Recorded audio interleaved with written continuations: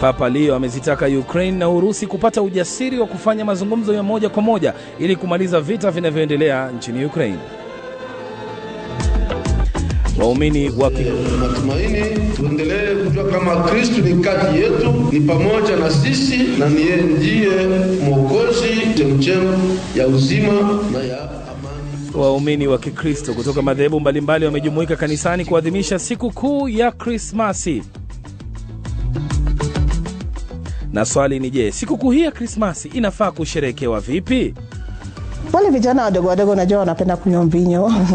Watu wanapenda kula, watu wanapenda kwenda kutembea, ama kwenda holidays. Lakini tunaangazia watu sana waangalie maisha zao.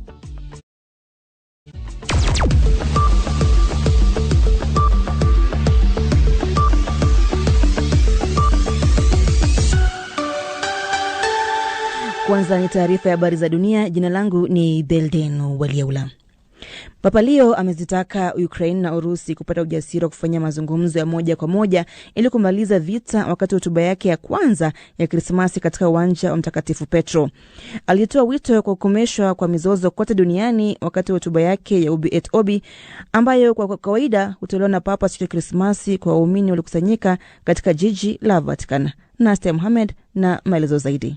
Akiangazia suala la Ukraine, Papa alisema milio ya silaha ikome na pande husika ziwe na ujasiri wa kushiriki katika mazungumzo ya dhati ya moja kwa moja. Ombi lake linakuja wakati mazungumzo yanayoongozwa na Marekani kuhusu makubaliano ya kusitisha mapigano yakiendelea. Marekani imekuwa ikiendeleza juhudi za upatanishi kati ya Ukraine na Urusi kwa kujaribu kuweka pamoja makubaliano ya kumaliza mapigano yatakayokubaliwa na pande zote mbili, lakini mazungumzo ya moja kwa moja kati ya pande hizo zinazozozana hazijafanyika. Wakati wa mahubiri ya mapema ya siku ya Krismasi katika ukumbi wa St. Peter's, Papa Leo aliomboleza hali ya watu wasio na makaazi ulimwenguni kote na uharibifu uliosababishwa na migogoro.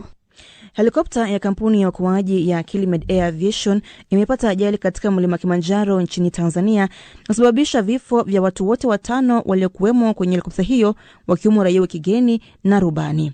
Ajali hiyo imetokea hapo jana mwendo wa saa 11 jioni katika eneo lilopo katika kilele cha Kibo na Barafu Camp, moja ya njia zinazotumiwa sana na watalii wanaopanda mlima huo mrefu barani Afrika.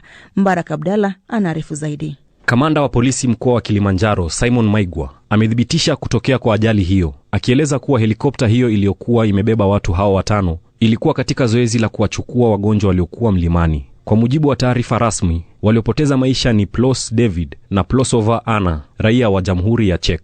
Walipandishwa mlimani kutalii na kampuni ya Mikaya Tours. Jimmy Daniel, daktari Innocent Mbaga ambaye alikuwa muongoza watalii, na rubani Constantine Mazonde, raia wa Zimbabwe. Eneo la Kibo Hat na Barafu Camp linapatikana katika urefu wa kati ya mita 4670 hadi mita 4700 kutoka usawa wa bahari, ikimaanisha kuwa ajali hiyo imetokea katika mazingira magumu ya kijiografia. Zaidi ya mita 4600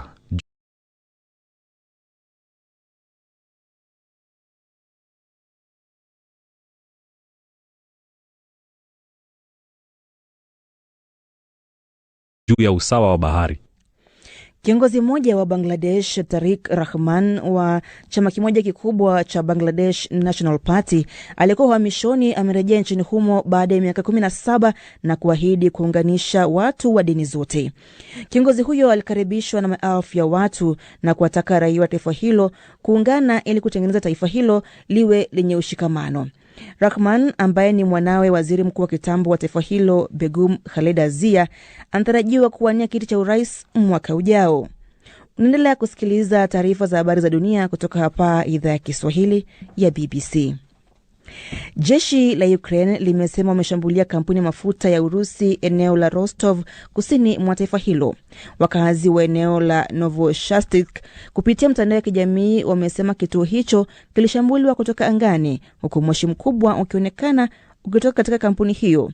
Kampuni ya kusafisha mafuta ya Novochastik Refinery iliyo karibu na mpaka wa Ukraine ni kampuni muhimu inayosambaza mafuta kwa wanajeshi wa Urusi ambao wamedhibiti mashariki mwa Ukraine. Na wakazi wa mji wa Mogadishu nchini Somalia wamepiga kura za manispaa, hii ikiwa uchaguzi wa kwanza wa moja kwa moja kuwahi kufanyika nchini humo kwa zaidi ya miaka 50. Uchaguzi huo ulifanyika chini ya ulinzi mkali, kukiwa na hofu ya kushambuliwa na kundi la kigaidi la Al-Shabaab. Uchaguzi huo wa manispaa umekuwa kama jaribio wa uchaguzi mkuu utakaofanyika mwaka ujao na hatua ya kwanza ya kumaliza mfumo wa uongozi wa kiukoo. Viongozi kadhaa wa upinzani wamesusia uchaguzi huo wakiutaja kuwa wa udanganyifu. Hii ni BBC.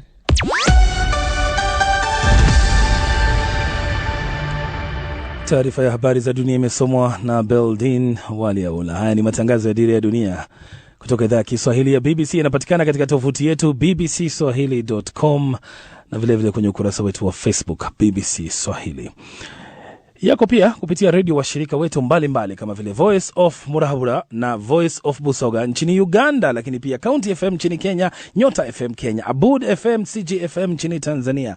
Karibu tena msikilizaji. Mimi ni Ron Clifford katika siku hii njema kabisa, Krismasi njema popote pale ulipo, na ikiwa leo ni siku yako ya kuzaliwa, happy birthday, kwa sababu leo utakuwa unasherehekea siku yako pamoja na Papa Noel. Kwa hivyo karibu sana kwa matangazo haya, tuandamane hadi tamati. Tuanzie na taarifa yetu kuu.